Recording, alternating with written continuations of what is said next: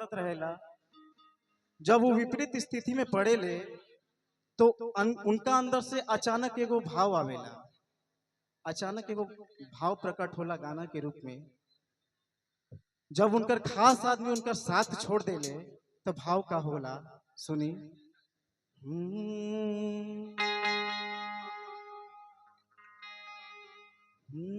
आराम से प्यार से गीत के सुनी जा, ध्यान से सुनी जाए, गाना में बहुत सच्चाई बा।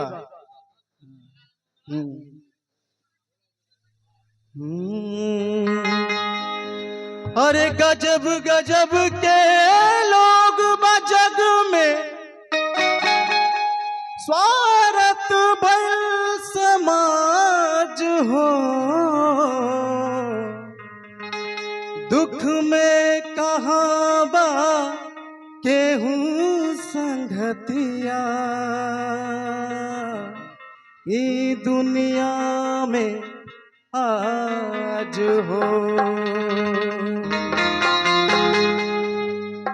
अरे हित परित हिताई मिताई जात छोड़ देला, हित परित हिताई मिताई जात छोड़ देला, जब समय हो कमजोर,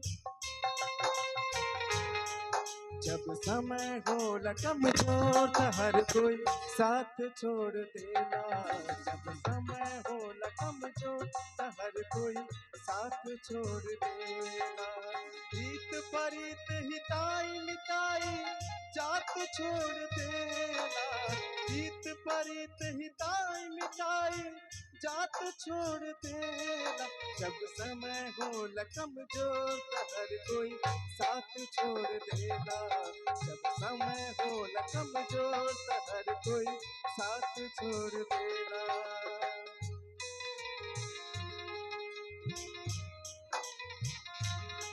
भाई राजू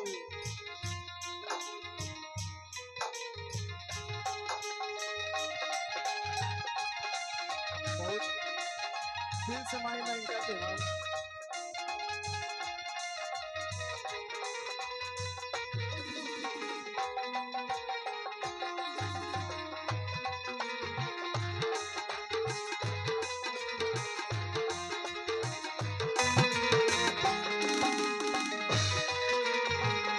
आगे का भाव बा,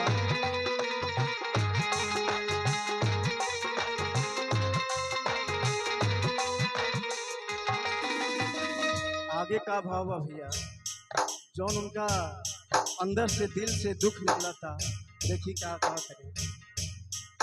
अरे बनला के 10 गो साथी बिगड़ला के केहू ना, आपन बनैबा कैसे केहू तोहर होई ना।